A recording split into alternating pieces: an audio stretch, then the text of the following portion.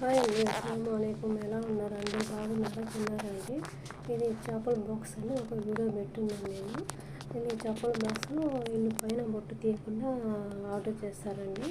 దీనికి మసాలా ఇలా బట్టి తింటారండి, ఒక్కొక్కరుగా తింటారు. దీనికి కావాల్సిన పదార్థాలు చూడండి. అంటే బొగ్దునస్ అని చెప్తారు ఇక్కడ, బొగ్దునస్.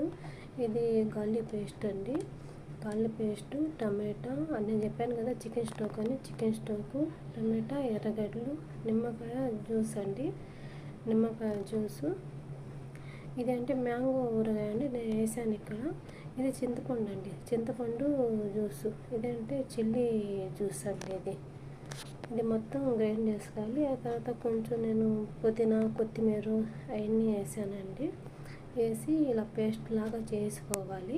పేస్ట్ లాగా చేసిన తర్వాత చేప ఉంది కాదండి, అంటే ఈ చేప ఒకరికి, ఇంకో చేప అది ముక్కలు కోసి ఇంకో మసాలా. ఈ చేప అంటే ఒకరు ఒక రకంగా తింటారండి మా ఇంట్లో. ఈ చేపని పైన పొట్టు తీరండి, పొట్టు తీయకుండా తెస్తారు.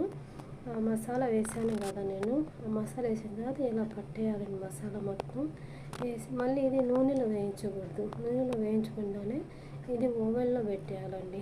ఓవెన్లో పెట్టి అది ఒక గంట అయినా మా ఇష్టం. అంటే మనకు ఏమంటారు, ఒక్కొక్కరికి బాగా ఉడకాలి, లేకపోతే కొంచెం మెత్తగా ఉండాలి, లేకపోతే ఒకటి క్రిస్పీగా ఉండాలి అన్నట్టు ఉంటుంది. మా ఇంట్లో కొంచెం క్రిస్పీగానే కావాలండి. క్రిస్పీగా అంటే కొంచెం అది కలర్ చేంజ్ అయిపోవాలి. అంటే చేపలు తొందరగానే ఉడికిపోతాయి, ఏమంతా ఉడికించబడలేదు. కానీ అంటే వీళ్ళకి అంటే ఒక కలర్ చేంజ్ అయిపోవాలి. చూడండి ఎలా కలర్ చేంజ్ అయిపోయిందో, అలా కలర్ చేంజ్ అయిపోవాలి. దీనికి కాంబినేషన్ ఏంటంటే ఈ అన్నాన్ని దానికి కాంబినేషన్ అండి. మళ్ళీ వాళ్ళు ఏ అన్నం తినరు, చేపకి ఏ అన్నం కావాలంటే ఆ అన్నమే చేయాలి. వేరే వేరే అన్నాలు అంటే వాళ్ళు తినరు. మళ్ళీ వైట్ రైస్లో కూడా తినరండి వీళ్ళు. ఎందుకంటే అది వాళ్ళకి ఎల్లో, లేకపోతే కలర్ ఒకటి ఏమంటారు, రెడ్ కలరు, అంటే దాన్ని ఏమంటే రెడ్ రైస్ అంటారు, ఎల్లో రైస్ అంటారు వీళ్ళు. అలాగా వాళ్ళకి ఈ చేపకి ఎల్లో రైస్ ఉంటేనే దానికి కాంబినేషన్ అండి. సూపర్గా ఉంటుంది ఆ కాంబినేషన్, ఈ అన్నానికి ఆ చేపకి. చూడండి ఎలా ఉడికించాను, దీనికి సూపర్ టేస్ట్ అండి.